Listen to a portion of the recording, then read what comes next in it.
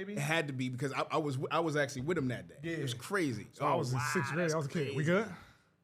Straight? Are you? Let's go. This is dope too. Yeah, Let's get it. It's authentic. Yeah. Yeah.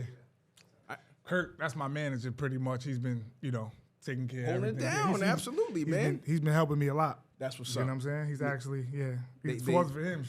There's a story about I think Alex Haley. You ever hear Alex Haley? Heard the The name. Roots. Okay, yeah, of course.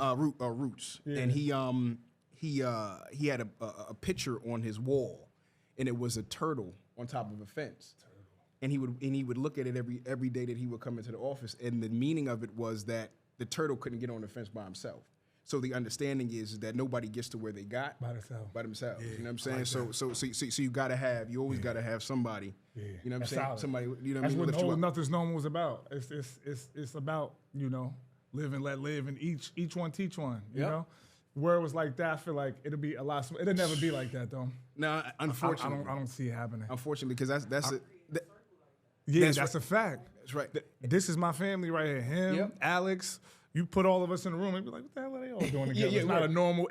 Society wouldn't deem it a normal photo. Yeah, But yeah. that's my norm. Yeah, You know what I'm saying? there it is. Let's get it. There it is, man. There it is. I love it. I love it. All right. Yo, Nothing's Normal podcast. It's your host, Spinanks, back at you with another episode. Oh, you see I'm smiling ear to ear, man. This is, I've been looking forward to this interview for a long time. Before we get into him, we got to do a couple shout outs. First of all, shout out to Green Leaf, powered by Green Leaf. All my episodes have been powered by Green Leaf since the beginning. If it wasn't for Green Leaf, you wouldn't see me on this camera. So, they've been doing everything behind the scenes, on the scenes.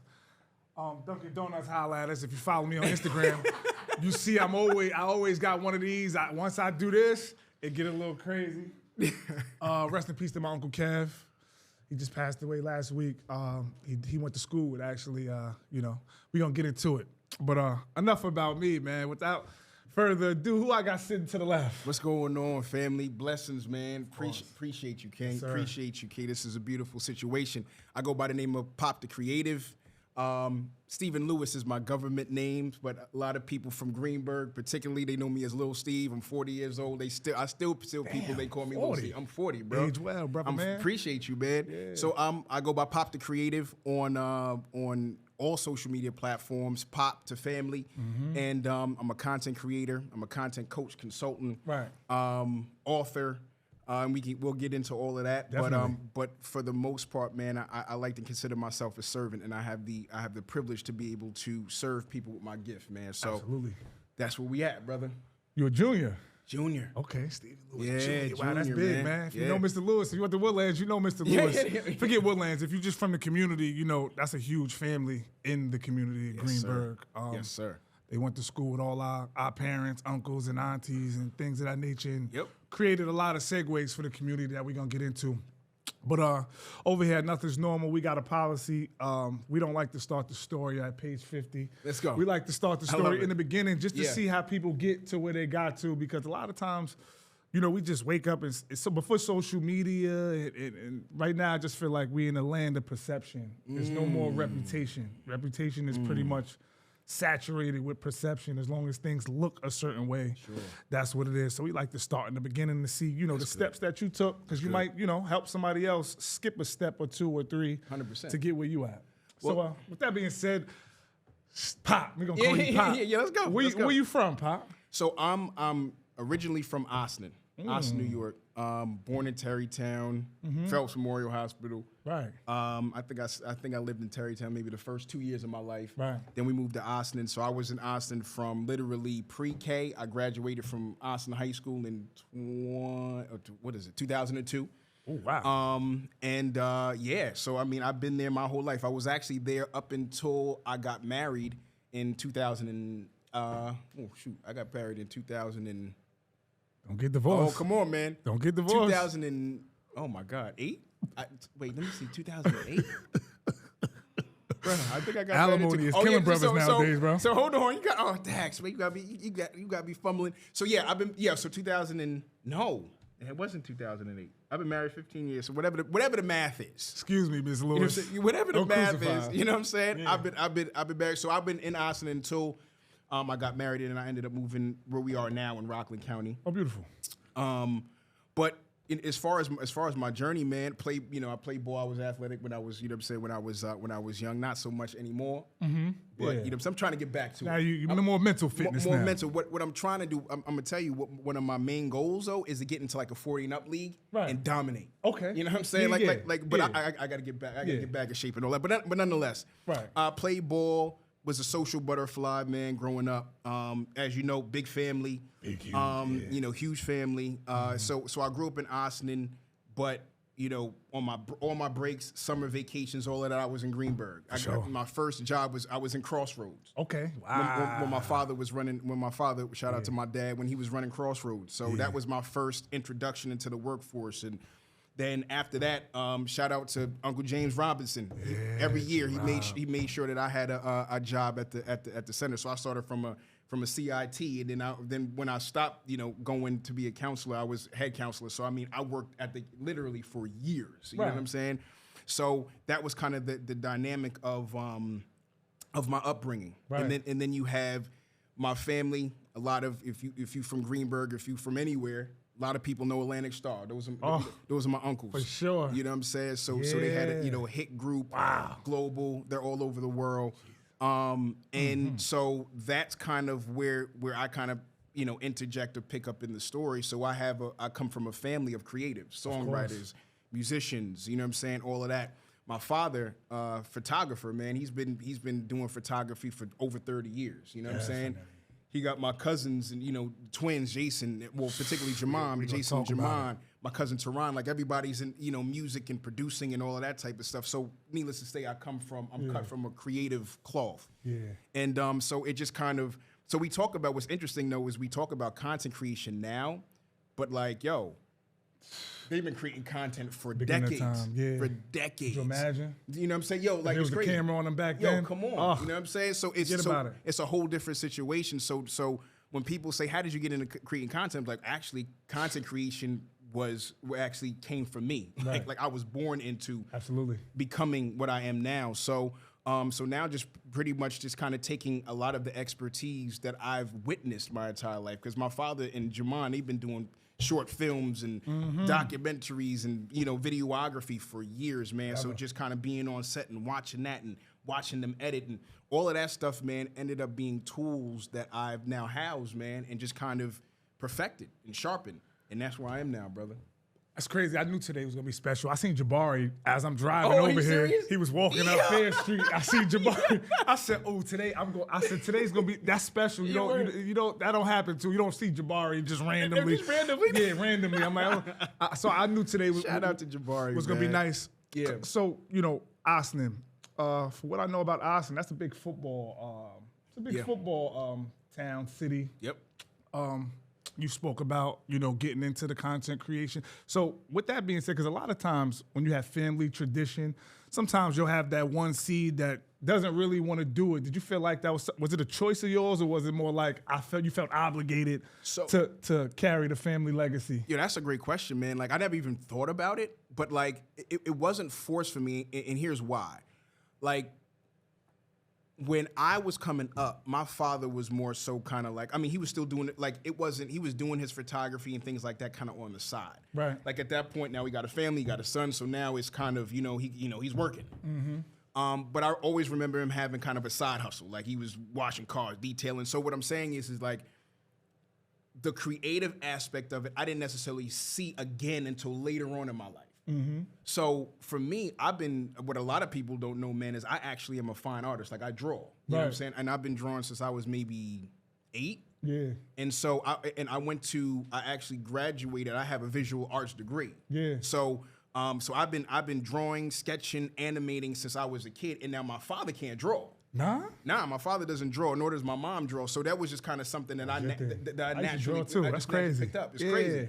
And not only did I pick it up, like people were noticing, like I had AP art classes and all that type of stuff when I was growing up. So it was something that I was kind of naturally good at, and I love to do. So I think to answer your question, it definitely helped, I guess, or kind of influenced it a little bit. Now, Sure. getting later on in life and actually seeing now, like, oh, these are content creators that I'm around all the time. Mm-hmm. But as far as the transition, it was a natural transition. It was just something that God gave me, this talent. Yeah. To be able to draw, to be able to create, to be able to take ideas out of my head and actualize them. You know what I'm saying? And put them on paper. Right. So to answer your question, I don't think it was necessarily forced. Yeah. But it definitely wasn't.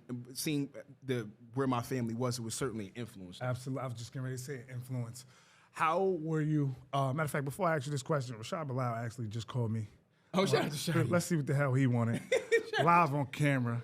Live with my boy Pop. I just felt. Shotty Black, what up, broski? You live on camera. We filming an episode. I'm with Popthecreative right now, man. Shotty was good, baby. Shout us out real quick one time, man. What's good? What's good, man? What's going on? Who we speaking to, man? Is this the Rashad Bilal, man? That's a fact. You okay? Everything good? I had to call you back, man. Oh, yeah. Nah.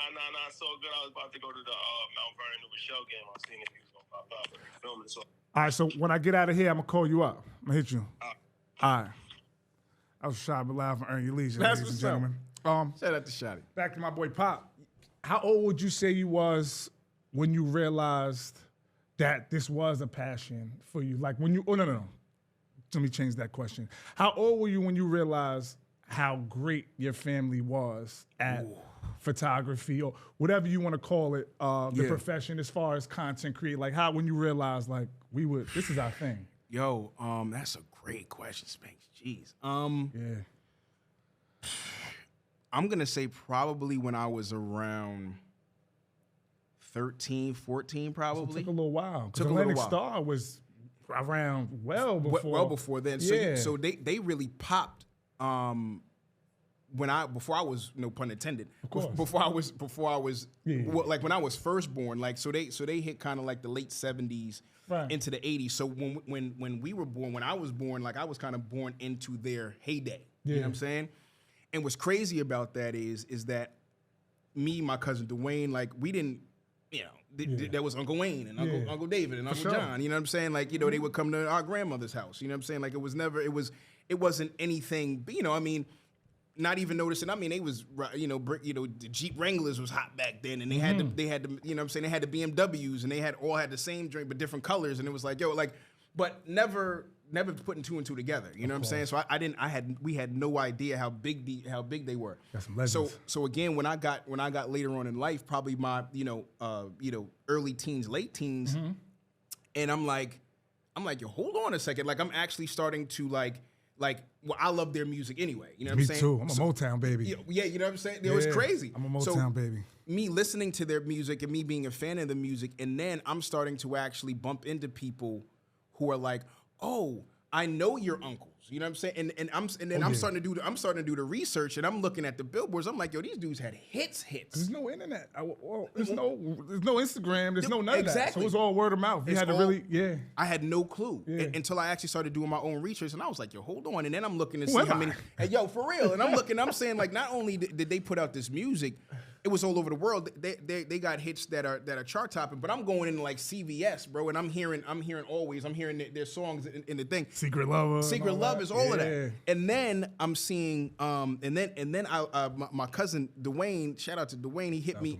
He sent me an article of the list of all the people that sampled their music. Yeah. And I mean, the list was, and I can't even remember, but like some of the artists that I saw, say a bunch of well-known rappers, and I'm like, yo, this is crazy. Like, and people just don't do that. That's you know surreal. what I'm saying? You know That's what I mean? surreal. So to know that not only did they make music, but timeless music, and like always one of their biggest hits, like that's still people's wedding songs today. And Absolutely. And that joint is 30 years old almost. You know what I'm saying? They're older than me. So it's crazy.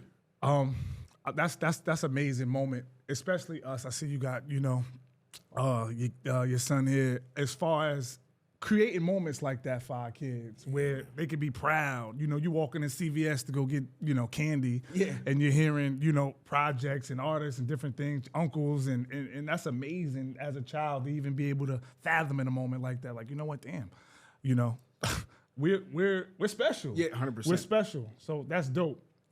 When it comes to growing up.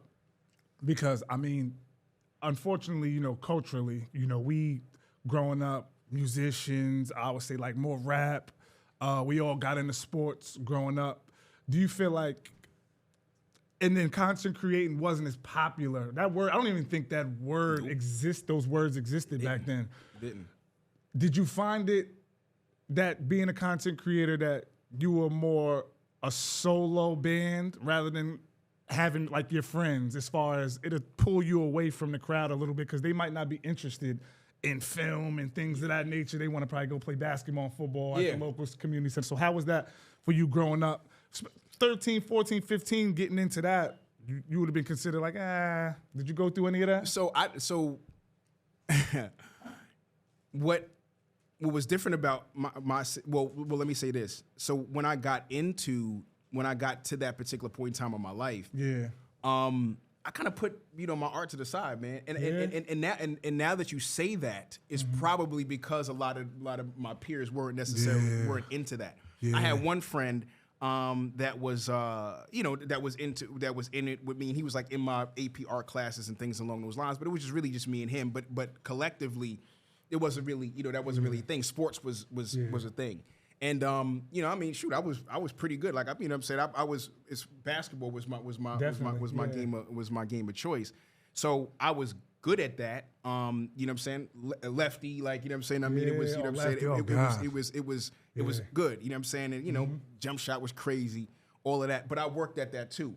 So it was kind of a thing where I kind of put the art to the side because now that was more so of the in thing. Yeah. So I spent a lot of time and energy just trying to kind of as good as I could, for bragging rights and all that. We young and you know what I'm saying. Absolutely. You know what I'm saying. The testosterone and all that. Absolutely. That young testosterone. You know what I mean. All of that. So I kind of put my gift to the side. You know what I'm saying. You know what I mean. I definitely put my gift to the side. And to be honest, man, I don't even think I really picked it back up, Spanx, until probably, I'm gonna say probably well into my 20s, man. Wow. And then I got married. Yeah. And then I had a family. Yeah. And then working, you know what I'm saying? Because you gotta pay this, you gotta, you know what I'm saying, you gotta pay the mortgage, this gotta be paid, that gotta be paid, the other thing. And so that's just kind of started to get pushed further and further into the background, man. But what's interesting though is the job that I work. So I worked I worked for an online bank for like 15 years. Wow. Okay. And one thing that is the most difficult thing to do. So if you want to kill a creative, you'll put them in a situation where it's the same thing every single day. Yeah. And so for 15 years, man, it was like my creativity, like every single day I walked in there. And let me just preface by saying, great job. Of course. Yeah, great people. I loved it. I literally grew up there. Right. But my creativity, man, like that part of me, and I didn't realize until that moment how much of a part of me creativity was. Yeah. And for me not to be accessing it, it was like death, bro. Like I felt myself. Deprived yourself. It was almost like I couldn't breathe. Wow. You know what I'm saying?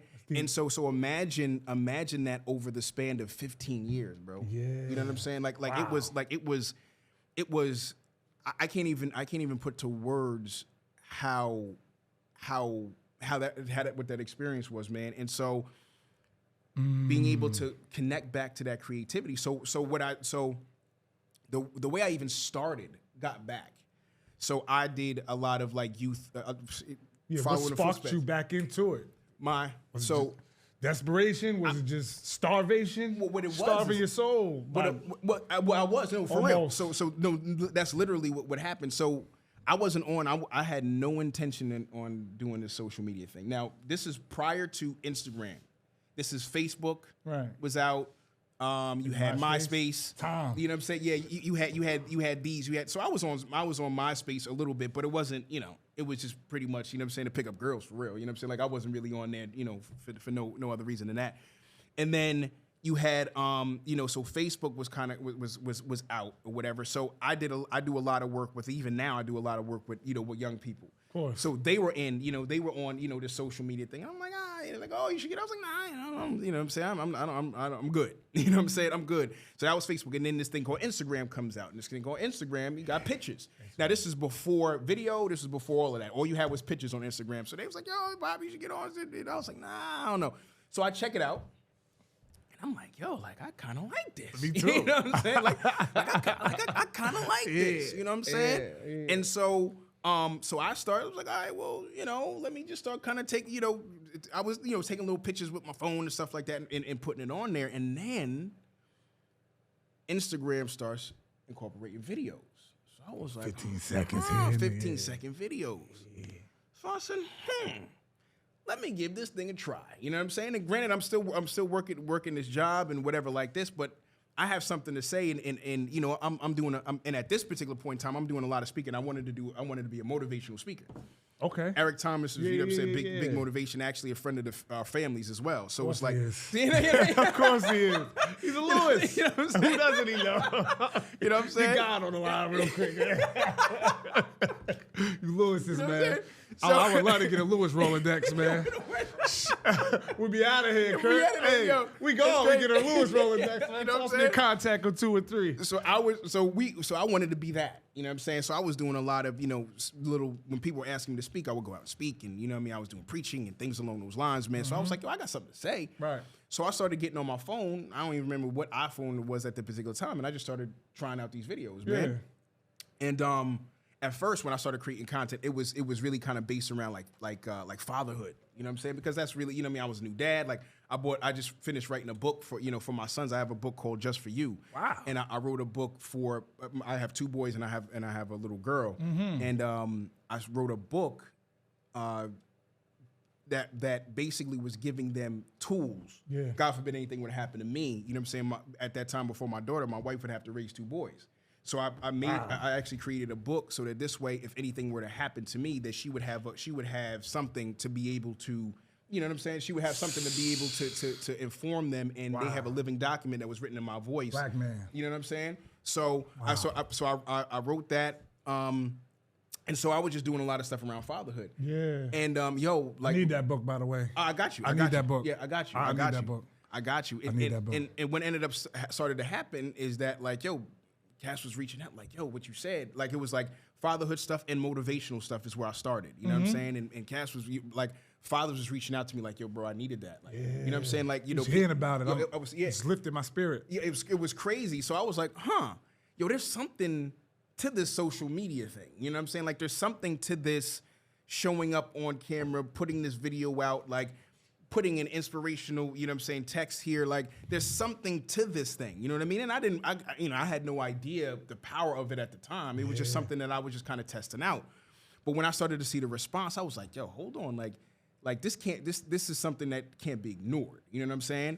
And so I started to really kind of explore it. You know what I mean? And then it went from 15 seconds, and I think it went to 30, and then it went to a minute. You know what I'm saying? And I was like, oh, so I got more time to.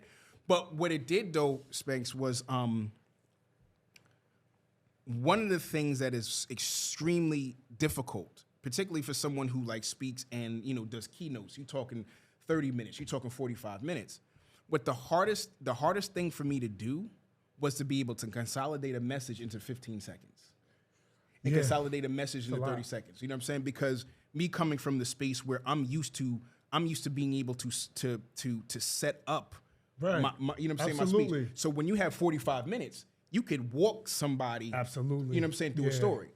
When you have 15 seconds. Straight to it. And you got to get straight to it. So what it helped me to do, what social media helped me to do above a lot of stuff, is it made me become a better communicator. Wow. Because now I have to distill this message. I have to impact you and move you in 15 seconds. Quick. You know what I'm saying? Yeah. And what I'm saying to you has to be so purposeful that you take it and either you apply it, or at least it sits back in your subconscious as something that you can recall later. That's a gift to be able to do something like that in 15 seconds. It's a strategy, I'm sure, too. No, it's a strategy, but it's definitely a gift, which I later on realized that I had the gift of communication. Because social media gets a bad rap. It's all about what you do. I'm listening to you. It's like a million different things going through my head, especially with social media. you took social media and turned it into a learning tool. It was 100%. a learning tool rather than just a platform to 100%. Meet people or be, we use it for all these other things. It gets a bad rep, social media. 100%. In relationships and a lot of things, but you're giving me a whole new outlook on social media. It changed, it shifted what I was doing. You know what I'm saying? Because now it helped me to be a better communicator. It helped me to be a more concise communicator. Yeah. You know what I'm saying? Right. And then so now what happens is that now that I'm a more concise communicator, so now when I'm communicating, now everything else, as far as even the way that I communicate changes.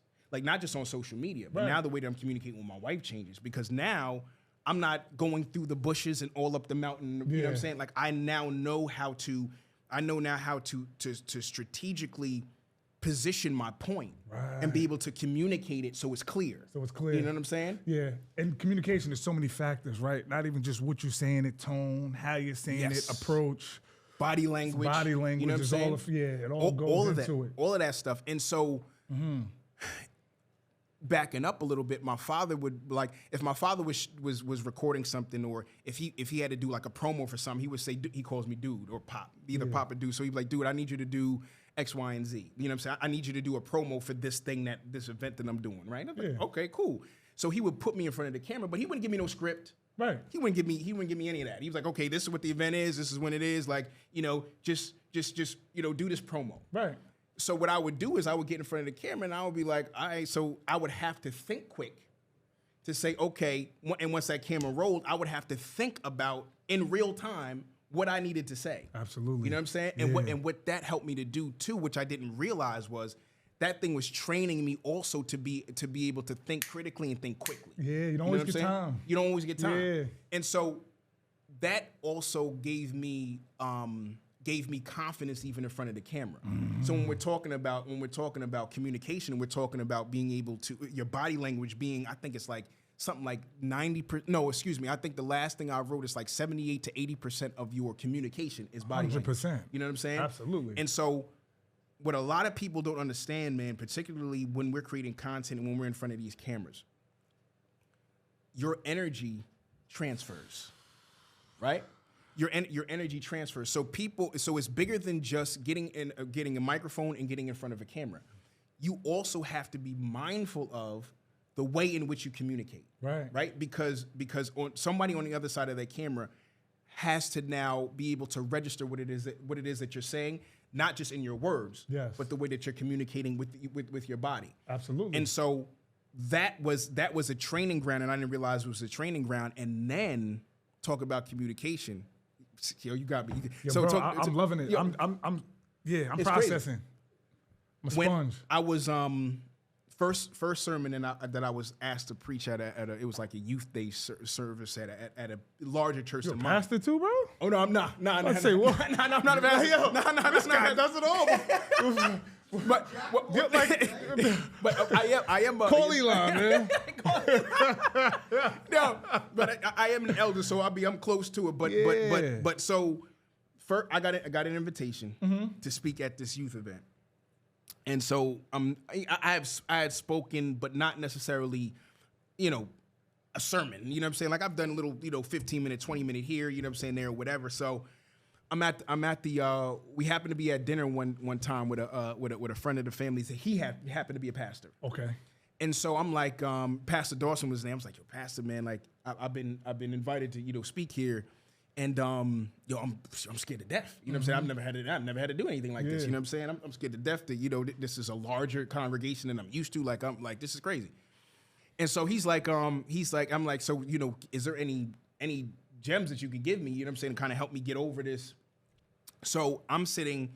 So it's a long table. He's sitting on this side of the table. I'm sitting on this side, and we're talking across the table. So he tells me to come on. He was like, come here. So I'm like, you can't just tell me, like, you know what I'm saying? Like, what's going on? And so, so he calls me, like, so I go around, I leave my seat, I go to the edge of the table, and the other edge of the table, I'm sitting next to him, and like he leans in. Then I'm like, yo, is this top secret? Is this like, you know what I'm saying? Like after I tell you, if you tell anybody, I gotta kill you type of situation. Yeah. So he leans in and he whispers to me, practice in the mirror. Practice in the mirror. Simple. Simple. And I was like, practice in the mirror? What the heck? Like that's the advice that you give me? I'm scared to death. Right. You know what I'm saying? And now you want me to look at myself. You want me to like, yo, but I did it. Mm-hmm. And what he didn't explain to me, what I later learned, is that by practicing in the mirror, I get to not only hear myself talk, but I'm actually seeing how I communicate. Mm-hmm. You know what I'm saying? I'm seeing what my facial expression looks like when I say certain things. Like I was able to actually look in the mirror and dissect what I look like, because ultimately that's what the audience is going to be receiving. Absolutely. You know what I'm saying? You gotta mean what you say too. That's half the back confidence. You have to have that confidence and the competence, and I want to definitely talk about that. Definitely. And so when practicing in the mirror was a game changer for me, because a lot of the times you don't really truly understand the way that you communicate. And so when people have a reaction to you, like, yo, like why they reacted to me like that? But what you don't know, what they're seeing.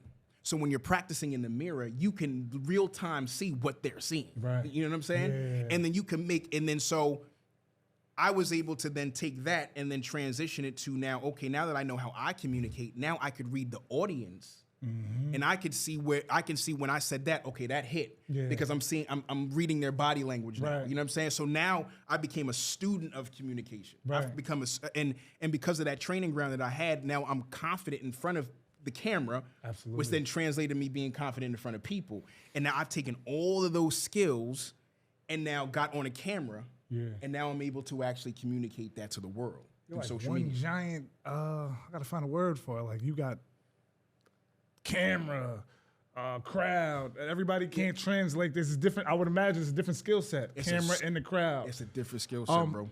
I mean, one thing I want to ask you about talking to the crowd, because I'm not good with speaking in front of large crowds. I've done it a couple times, but nothing of significance.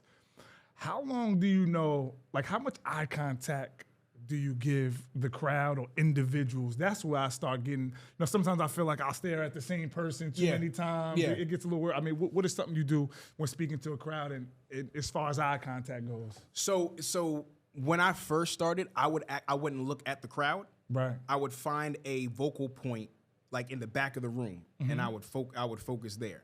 Okay. You know what I'm saying? Because you have to be careful with it, because you don't want to focus on something that's too high that it looks like you're looking above the audience. But if you could focus on something that's eye level with the audience, so they feel as if you're looking at them. Right. You know what I'm saying? At least until you get more comfortable. Yeah. So I personally started there, and then what I started to then do is you can pinpoint people on either side, and you also allow yourself to not be stagnant. You can move. Yeah. So me personally, when I speak, when I'm invited to speak, I always ask for like a headset. Right. I like, you know what I'm saying? Because I talk with my hands. Mm-hmm. And so what that allows me to do is kind of move freely about, and then I can kind of identify. So it's been so many times where I've said something and it's landed, and then someone will make a noise. Okay. Now it's like, okay. You know what I'm saying? So someone will say, oh, or, you know what I'm saying? They'll respond to whatever, you know what I'm saying? Something like that. Yeah.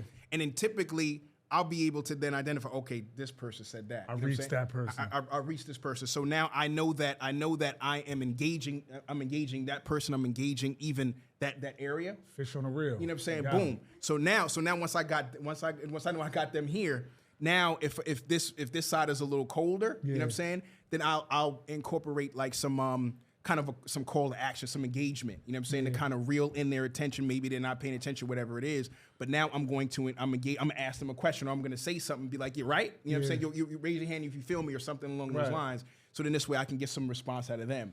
You feel what I'm saying? How do you keep a clear head? Because it's something as simple as talking to a crowd. There's a lot of different things going on. You have to, one, remember what points you want to hit. You have to read the crowd.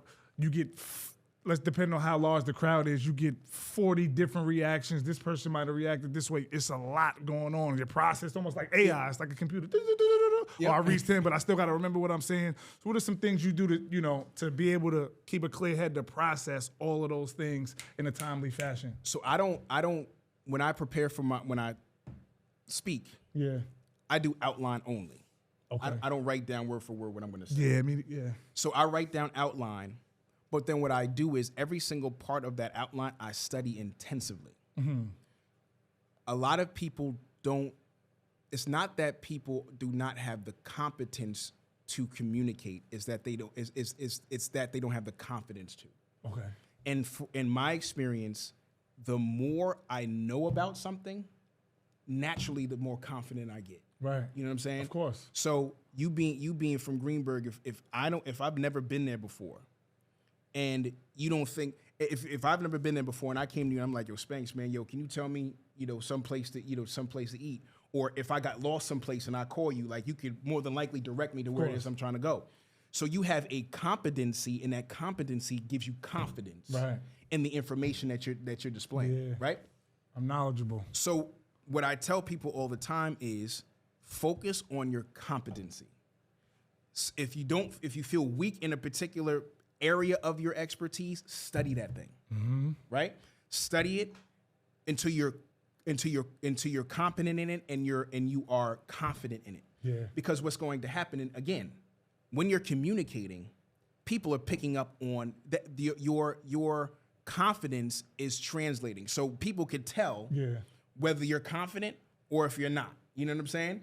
And so is oftentimes people are responding to you and you don't even realize that they responded to your body language. So if you're nervous, they're picking up on it. You know what I'm saying? Definitely. If you're not comfortable in this area of expertise and you're trying to talk about it and you're stumbling because you don't have the confidence, they pick up on that. You know what I'm saying?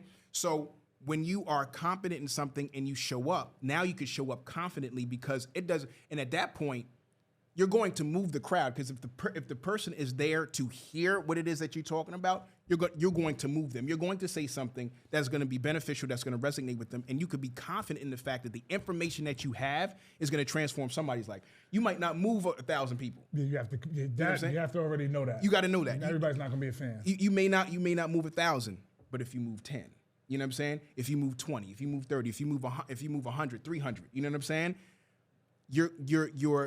My mentor always told me that, and this is a part of the confidence and the confidence that leads to confidence. But he said that words that leave the heart reach the heart. Wow. You know what I'm saying? Confidence is important. You just taught me, because a lot of times people they get it back. They'll have one without the other. Well, a lot of times we see the confidence without the competence. Yes. There's nothing worse than being confident and having no clue what you're talking about. That's a fact. That's the worst. So that's a fact. Make sure you get the competence first. Yep. With that being said, with that process, how long ahead of time do you feel like you need to prepare for a public speech? So for me, I typically I need at least a week and a half. Right. 10 days. At least 10 days. Because I like to, I'm big on words. I'm big on definitions. Right. I'm big on, so when I present something, you always have to, and to your earlier point, you always have to also consider that there's people who may not know anything about what it is that you're about to talk about. Mm-hmm. Could be a mixed crowd, right? And Duncan, shout out to Duncan. So it may be a mixed crowd. So I have to make sure that in my preparation that I take each piece of it and I break it down to the lowest common denominator. Okay. My father used to always tell me, dude, if you can't explain this to a 5-year-old, then you don't know enough. You know what I'm saying? Because everything that you should know your information backwards and forwards and be able to break it down to the lowest common denominator. Simplify it. You should be able to simplify it so much that my son should be able to understand what it is that I'm saying. So what I do is, in my preparation period, is I take into consideration, okay, there may be somebody, Matt, it's interesting that you even asked me that, because I'm actually preparing to speak on Saturday. Good. And so I'm going to be, and I'm doing something new with my presentation, so I'm actually kind of excited to see how it goes. But I understand that there's a story that I'm going to be using. There's probably people that never heard the story. Of course. So I have to do research on. I'm talking about a particular person. So now I got to go back and do research not only on the person, but I also have to do research on where the person comes from. Yeah. The cultural context, the time frame in which it is. You know what I mean? So in this way, I'm painting a full picture of someone who may not be familiar with the person or the story, but I'm inviting them into the journey along the way. You know what I'm saying? So they don't feel as if they're lost, because when they feel that they're lost, then they tune out. They're done. They're gone. You know what I'm saying? Might get heckled and things of that nature. Ignorance comes after that. Lack of understanding causes ignorance. Exactly. So I want to make sure that I'm pulling everybody with me as much as I possibly can. And again, you won't get everybody, but I'm intentional about that. So that's why I usually give myself, at least a week to a week and a half just to be able to prepare. And honestly, oftentimes, I'm gonna be honest with you, Spanx, like, I do all this preparation, this research, and I get up on stage, and like God will move me in a whole different direction, man. But because of my competence, you know what I'm saying? Yeah. It's not hard to be fluent. You know what I'm saying? Before I get into my next question, I want to make a point. Earlier, you had told us a story about how your dad, Stephen Lewis Sr., put you in front of a camera and just gave you an assignment. And just to simplify it for our culture, that's equivalent to like what LeBron probably did with Bronny at the gym. Yep. You know, when he's rebounding for him, while he's working on his free throws and 100%. and things of that nature. That was training. So this wasn't by chance that you became who you were today. Which leads me to my next question. My next point. I want you to name 2 different things that you learned from your father, something that he verbally taught you about what you do now, and something that you just actually seen, something that he never even, maybe didn't even explain to you, but something that you watched him do. You might see him do this to the hard drive before he, 100%. Inserts it into the computer, and that is something that you adapted or adopted. Oh my gosh, man, so many things. So I'm gonna say, first thing that pops in my head is preparation, man. Preparation makes perfect. You know what I'm saying? People say practice, and practice is hand in hand with preparation. But he has always told me to be ready. You know what I'm saying? Always be ready. Always have something in your back pocket. You know what I'm saying? And so that was big, because I think what was big about that is that watching him, particularly him being behind the camera, to your point, you have to have a system in order to be successful. But more than that, though, with that preparation comes professionalism. Of course, yeah. You know what I'm saying? Absolutely. And he always pushed excellence. Yeah. Right? And so when I think I'm killing, he's like, yo, dude, that's cool. Yeah. But, you know what I'm saying? And so it was always kind of a be prepared, always have something in your back pocket. And when you show up your best. Right. Be professional. Show up on time, show up with your information, be ready. You know what I'm saying? And I think those things, I've carried those things with me. I've carried those things with me repeatedly. You know what I'm saying? All the way up to where I am now. You know what I'm saying? And so, I mean, but there's so many things that he has taught me, as far as camera presence. As far as being confident, and him putting me in front of the camera created this confidence in me, like I said, to be able to be in front of people. You know what I'm saying? Like, so that training ground was everything, man. Dude, look into the camera, make eye contact. But that goes back to even when I was a kid, though. Like his thing was, the old school was, you shake a man's hand and you look him in the eye. Right.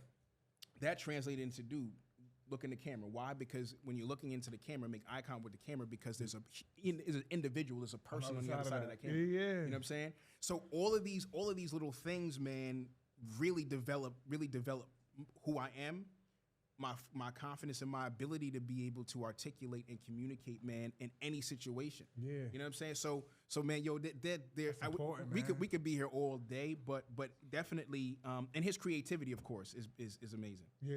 Yeah. And that's important, because to even rewind further before we get into this Opus clip thing, man. Let's get it. What time is it, too, cuz? I got you. It is 1:56. Okay, so I got to hard stop at like 2:15. Okay, yeah. So there's one more point. It's important for these kids nowadays to not get caught up in society's norms. 100%. Because art, could you imagine? I mean, some of the most lucrative professions are gifts rather than jobs. So art, I watch a lot of stuff. Art, I mean, there's $1 million paintings out there. Yes, sir. So imagine if you would have honed in on that gift and polished that gift rather than trying to steer into what, society may deem as what's supposed to be cool. And like I said, that's just what Nothing's Normal is about. Hone in on your gifts, kids. If there's something that you do that your friends are not doing, whether it's art, whether it's graphic design, anything, nowadays, those are some of the most spiritually, all around the board, spiritually, mental, and financial, rich opportunities. So, yeah. If I would have said to my parents, I wanted to, well, granted, YouTube wasn't around then, but that I wanted to be a YouTuber. Yeah. They'd be like, what? But now, everybody. It's a reality. Like it's like that is a legitimate field of I don't want to even say employment, but that's a legitimate income generator. Yeah. You know what I'm saying? 6 shows making. Yo, bro, if I would have told my parents that I wanted to get on a camera and play video games for 20 hours a day, they're like, yo, are you crazy? I get your ass whooped, man. Yo, like legit. So now that was crazy is that like that's a legitimate option now. You know what I'm saying? So like, but to your point, man, I think about that often, man. Like if I would have really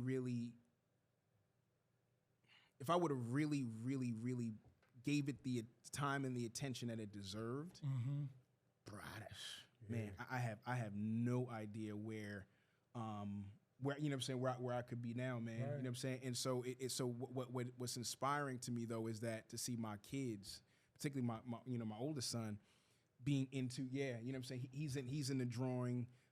We just got him. My dad just got him a iPad Pro for Christmas. So now he just did his first digitized drawing, man. So he's doing his own animations now and all of that type of stuff. So to be able to identify that early and be able to sew into that gift, man. So it's a beautiful. Shout out to Brittany, man. She got her Sew brand. She's about to launch. Yeah, so Strength for Women. So that's what's up. It's a lot going on, man. Yeah. Mr. Edgar Allan Poe, man. I see you got a book. You got a book over there, man. Let's talk about it, man. What's going on? This looks like something I've seen. This looks like something that belongs in on the back of a cereal box. You know, it's like a maze. What we got going on? So we got the Ready, Set, Plan, and Post. Wow. Myself and my partner in crime is Jessica Amaru. Shout out to Jess. Jess, she's a beast, man. So I've been doing the content creation thing now for like seriously for I guess maybe the last 5-6 years. Yeah. And oddly enough, I met her in Atlanta at an event. Mm-hmm. And you know what I'm saying, we chopped it up and she was actually the first person I met when I got to the space. And she writes books and she has a dope story because she's actually, her background is in psychology.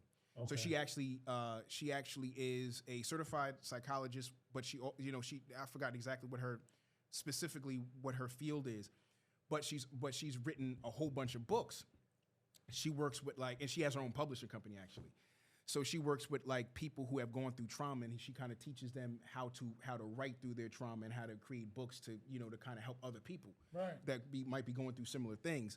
So I'm talking to her, and she's telling me, she's like, yo, what do you do? I'm like, yo, I'm in content creation, and she's telling me about all of the things that are all the challenges that she's facing creating content. So I'm like, so I'm giving her, I'm just giving her a game, she's cool, so I'm just giving her a game. So one day. The hotel that I was staying at in the hotel that we was having the little get together at. I'm loving it. I was like, yo, I'm not gonna Uber. I'm just gonna walk. You know what I'm saying? Because it was closed. My hotel was closed. So I was like, yeah, I'm gonna go ahead and walk. So from the hotel that I was staying at, I'm walking to the joint, and crazy Mikey McDonald rode by me when I was. You know what I'm saying? I was like, yeah, it's Mikey. So I'm walking to the hotel. I get lost. Not only do I get lost, my phone dies, so I can't call Uber now.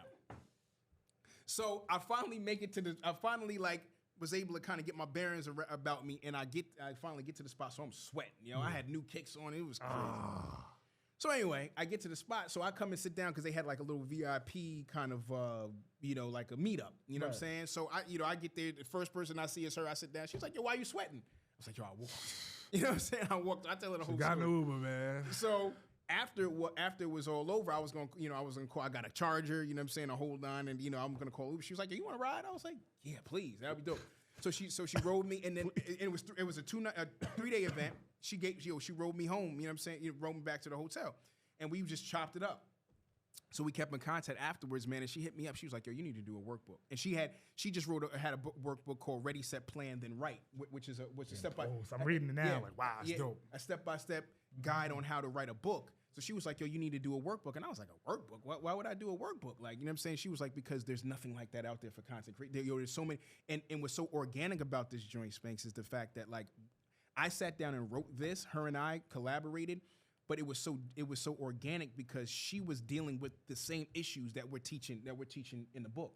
And you had just met her. Wow. Just met her. People don't usually give idea, and that just shows you that that's growth. Yeah, 100%. For her to even think of that or even give you that idea, that just shows the genuineness of the 100% of the connection. We got together and I think we knocked it out in like 6 months. People don't know what do I'm that. saying? Nah, we knocked it out. We exactly. They don't do that, and we knocked that joint out in like 6 months, man. And from start to finish. And she sent me this joint, man, and I'm proud of the work. I'm proud of the work because it came. Oh yeah, no doubt. It came from an authentic space. So now it's not just a book of theory, bro. Like if you open it up, Spanx, it's a workbook. Like you have. I haven't seen one of these since 4th grade. Yo, you know what I'm saying? No, for real. Workbook. Even the word workbook is so. You got diagrams in there. You have places, note pages where you can actually write down your concepts, your strategies, right, your tactics. So there's so many people. Back to the competence and confidence conversation. Mm-hmm. It's not that people can't create content for their brand and for their business. They're just not confident in it. Right. A lot of people that I work with, man, I spend the first at least 2 weeks, sometimes a month, getting them out of their own head. Yeah, that's psychology. I spend more time getting their mindset right to create content than actually implementing it, because once they get out of their own head, yo, it's like you turn the hose on. Switch, yeah. You know what I'm saying? Unlock the door. You unlock the door, and then content is flooding out of these people, man. Yeah. And so that's amazing. And what I tell people is like, yo, look, you have knowledge, you have expertise, and you have information. And not only do you have that, somebody needs that. Right. So when you're not creating content and you're not packaging, because here's what content is nothing more than you packaging packaging your information, your knowledge, and your expertise in a vehicle called content, right? And sharing it with the people who need it the most. I should have bought. You know what I'm saying? You know what I'm saying? I should have bought a. You know how like when you in court and they.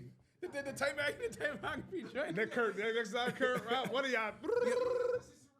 Yeah, that's a fact. That's a fact. Excuse me, I wasn't in special ed, but probably. No, but bro, yeah. Everyone is a genius and an expert in something. Yeah. Go back to the point. Greenberg, you grew up in Greenberg your entire life. If I needed to know some place to eat, you could tell me where to eat. For sure. If I needed a hotel or some place to stay, you could tell me where to stay. If I was lost, you can direct me to where I was trying. You're an expert. Yeah. You have expertise. Yeah. You know what I'm saying? Yeah. And a lot of people don't understand that you have expertise. If you've been on a job, if you've been doing something for, oftentimes I tell people, what is the thing that people come to you and ask you to help them with? That's what you should hone in on. That thing right there is what you have expertise in. Right. You know what I'm saying?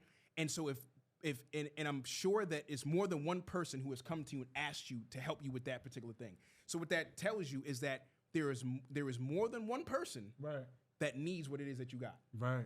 So what I tell my people is that creating content is not an obligation, it's an opportunity. Okay. And when you're not creating content, think about how selfish it is that you have all of this information, all this knowledge. Now you have expertise, but you're not sharing with everybody because you're not confident enough. Yeah. You know what I'm saying? Yeah. So you're standing in the way of, you're an answer to somebody's prayer. You have the blessing that this person needs. But because you're not confident, you're not showing up for them. Answer to somebody's prayer. I think a huge part of that is, we think the world is big. We think small. We think, we can't, 100%. We're not inspiring our area, our community. Nobody's gonna care. Yeah. When it's a billions of people who Billions of probably people. care. Wow. And I don't even dope. care. I don't even That's care. big. I don't even care if you're at A. If you're just starting, right? There's somebody that hasn't started yet, Yeah. so you can teach them. Teach them. And the beauty of it is, as you're teaching them, you're learning more. So now you're going to B, and you're helping them get to A. You know what I'm saying? So it's literally a gift that keeps on giving. It's reps. It's rep, exactly. You Yeah, know what I'm saying? reps. And it becomes a gift that keeps on giving. You know what I'm saying? And so I'm so passionate about content because I've seen it change my life, and I've seen it change the people. I've seen it change so many people's lives. You know what I'm saying? Social media, it is what it is. But for me, I've chosen to use it as a vehicle, as you said earlier, as a vehicle to teach and to educate. You know what I'm saying? And what's also beautiful about it is that I have children, that I have a bunch of this content that's on the World Wide Web that they'll be able to tap into well after I'm gone. You know what I'm saying? When my daughter sees me, or even even him, I picked him up from school, and one of the teachers said, Mr. Lewis, I didn't know you were a content creator. I was like, what? And he was like, yeah, I saw you on Instagram. I was like, you're on Instagram? You know what I'm saying? Everybody's on Instagram. Yeah, but it's surprised, man. You know, it's crazy. You know what I'm saying? It's crazy. So I'm like, yo, it was nuts. It was like, Everybody's on Instagram. Everybody's, you know what I'm saying? I'm like, Unless yo, you got canceled, but that's something else. That's a whole different situation. But I mean, it was wild to me that. I saw him, and then when I picked my son up, my son was like, yeah, Mr. Anderson said that he saw your video and he really liked it. And I was like, really? You know what I'm saying? Yo, it's crazy. So Shout out Mr. Anderson. Shout out to Mr. Anderson. So but to your point though, he's not necessarily interested in what I'm selling. Yeah. But my content is something that he resonated with. He saw you. He saw. Oh shoot, I teach your son. That's all. It's You know what I'm saying? simple as that. And that's big. So I'm so big on it, Spanx, because I believe, man, to your earlier point, that if we were, if we were more intentional about utilizing social media to create content to share with people who need it, and understand the fact that people actually need it. Yes. And I got impressed on the point that you are an answer to somebody's prayer, man. I love that. You know what I'm saying? Like literally, I love that. like you're literally, I love that. you're literally an answer to somebody's prayer. Yeah. And so when you allow the lack of confidence and you allow imposter syndrome, and you look at Pop and you say, oh, Pop is, he got the sip stories, and look at his production. Well, what you don't know is that Pop, before I had that, I had an iPhone 6 Plus, and I had a big window in my house that I was recording my videos with, because I didn't have lights and I didn't have cameras. I was just showing up consistently. Even prior to that, you're in front of a camera at 13 At years 13, old, yep. practicing. You're in front of the mirror. 100%. With the pastor. The work starts they don't see that Way stuff. back, That's the only way thing back about content. Closed-minded. You can't, really focus on the closed-minded. People don't see the work that goes on from years behind. The hurdles and mountains you reach, the plateaus you had to climb to get to right here. 100%. So I tell people, don't look at that. Yeah. Don't look at what Pop's doing now. Mm-hmm. What Pop's doing now is just a testament to the work that was put in but it's the work that was put in that now I'm able to teach you and show you how to get there.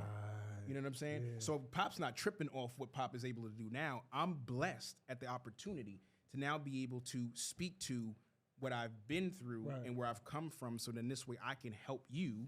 Like they call it, you've heard the term, when you get to a certain point, send the elevator back down. Oh, that's mine. That's me. You heard, I did that one. I heard just recently someone say, not just send it down, go back down with it.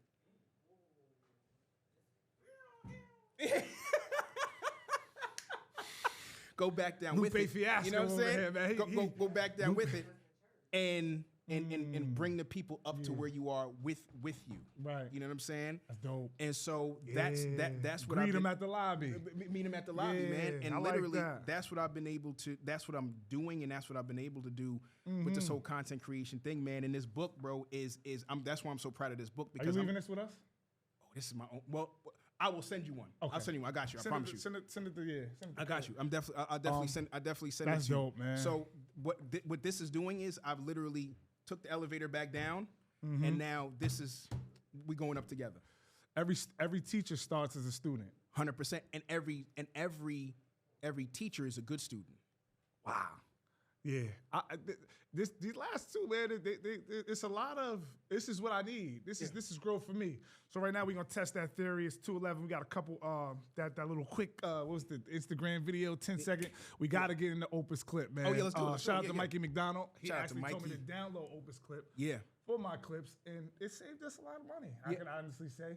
And then I go on Instagram and I see Pop. Shout out to my man Chris Whitley too. You look like Chris Whitley a little bit. You remind me of a good friend of mine, Chris Whitley. And I'm like, oh, what the hell is this Chris? I said, hold on, this is Mr. Lewis. Yeah. On Instagram, a viral video on Facebook. I see everywhere. Opus clip. Let us know about Opus clip, man. Your involvement and how you even So it's crazy how that even works. So I actually, I was on LinkedIn. I saw that Opus was actually hiring. They were looking for a that's important. They were looking for a like a creative director. So I ended up getting on the phone. So I applied for it. They reached back out to me. I sent them like on my Instagram stuff. They reached out to me. So the head of the marketing department reached out to me, and he's telling me, listen, man, they needed a face of they needed a face or someone who they can kind of run campaigns through and things along those lines and kind of head up that journey. So I was like, yeah, for sure. So had a great interview with him. Then I went up to like this. I want to say she was the CEO. No, she was the person right before the CEO. So I interviewed with her, and she was like in Hong Kong. So like the time difference was crazy. And so it's great. And I had the interview with her on the day before we came down for InvestFest. Oh wow! So I stopped off and I stayed with my cousin in North Carolina before we actually came into Atlanta. You grinding, bro? You know what I'm saying? So I had to interview at my cousin. So I had to interview with her at 9:00 at night, right? Because of, the time difference. So I interviewed with her. I thought it was a great interview. So I kept so we stayed in contact. I ended up not getting the position. They ended up going with somebody who had left another company, whatever. But I stayed in contact with the market and I can't even remember his name. But I stayed in contact with the head of marketing, because when I sent him the video, I was like, bro, what do you think? Like, he gave me his number, and he was like, I sent him the video, and he was like, all of the emojis, the mind blown, the fire. You know what I'm saying? When I sent him the video originally, he was like, yo, I love this. You know what I'm saying? So I was like, okay, cool. And he was like, yo, like, I want to use this, and we're like going to use it. We're going to push this like right away. And I was like, all right, yo, let's do it. So of course they paid me. They call that UGC, user generated content. So I ended up doing the video for them. They loved the video. They started running ads against it. They they paid me for the content. And the last time I saw that joint was almost at like 70,000 or 80,000 views. My Hong Kong seen that. Yo, for real. You know what I'm saying? Yeah. So that's kind of how it went. So it was kind of an organic type of situation. But because I've mastered what I do, you know what I'm saying? Bro saw that and was like, yo, listen, like, he was like, even though you didn't get the position, like, please, let's stay in contact, because we got some other things that we're building out, and I want to make sure that I keep you in the back pocket. So that's the beauty of mastering your craft, being great at what you do, and operating in excellence. Man, because you never know you just never know. So that's how that went. So shout out to Opus, man. Shout out to Opus. That would be the equivalent of not getting drafted or and then walking on a team. You walked on. Yep. Yeah, I walked on. Exactly. That's good. Yep. That's good. Yep. Yo, man. Pop the Creative. We got to get him back up here, because he's limited time and there's just so many things I want to speak to him. But in the words of my son, can we get little man on here doing a Rubik's Cube real quick? Yo, come on. My son will really love to see you. Come on. My son is a Rubik's Cube. Yeah, nothing's normal. Nothing's normal. I want you to take my seat, man. Take my seat. Oh, let's go. Let's see what you got, man. Let's go. Let's see what you got. So you gotta let him. You gonna let him spin it up? Let's go. Look, you got. So all right. So how about this? Yeah. Let him spin it. Let him spin it. Like Kurt or LJ, take notes, man. Spin it. Take notes. All right. Spin it up. And then, what time are we putting on this? I just want to see him do it. All right. That's all. Okay. No pressure. All right. No pressure. All right. So now, first of all, introduce yourself. Hi, my name is Thayer Lewis. Yeah. You a Lewis, brother. Yes, Let him know. Lewis tradition, All right. man. Yep, that's right. You ready? Let's get it.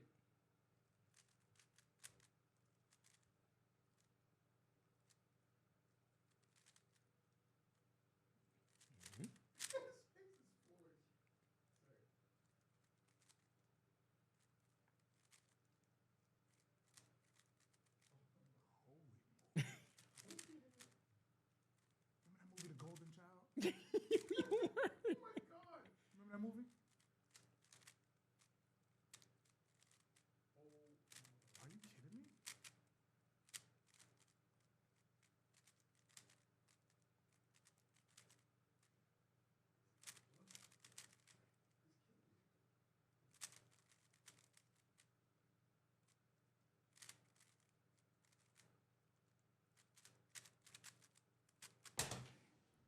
Ladies and gentlemen, Yeah, we shake your hands. there it brother, is. man. Tell them the finished product. Show the camera. show the camera. That was phenomenal. That was amazing to watch. Yep. That was amazing to watch. There he is. That was amazing to watch. Okay, 48 seconds. Yep. Yo. 48 seconds. Oh, what'd you say, man? Yo, man. yeah, We yeah. need to really, our community, stuff like kids like him, we need to really, we got to make Yeah. sure, we got to get him there, man. Yeah. Wow, that was dope. That's Yo, good. Pop, Appreciate always you, a baby. pleasure. I Appreciate can't wait you, to man. check y'all out. I can't wait till we drop this. Nothing's Normal podcast. sir. Pop Creative. Let them know where to follow you. Let them know where to find you. Y'all got So- your own studio. Let them know what's going on. We got every I'm at Popthecreative on Instagram. You can find me there. That's my hub. That's where I'm at mostly. You could actually check out our studio at the Creative Lounge. Creative Lounge is right here in White Plains as well. So we do photography, we got videography, content creation. We're actually at the end of the month, we're holding our first content creation event, in-person event, 2-day event. It's going to be on the March 21st, the 21st and the 22nd. So that's a Thursday and a Friday. We having a 2-day intensive, man. I'm teaching right out of this book. So I'm teaching everything that I know and in this book. And we're doing a general admission. We're doing a VIP. VIP, we're actually going to be creating the content with you. So you definitely want to pull up on that. All the information is going to be on my Instagram page, man. And go pick up Ready, Set, Plan, and Post. You can go to my Instagram. You could DM me. You could also go to my website at www.popthecreative.com. You can get a free content mindset assessment, and you could purchase the book right from there as well, man. So Spanks, appreciate you, I fam. appreciate you, man. This was enlightening, man. Like I feel good, man. That's what's this up. was a high. Yeah, that's what's up. This I'm is a glad. high. I'm I'm on a glad. high right now, so and he slammed it down like, and one. Yeah, he did that. Yo, Love is Normal podcast. Yeah. Pop the Creative. Till next time. Peace. Yo, I appreciate it, man. Oh, are you This was kidding me? dope, Oh, man. yeah, no, man.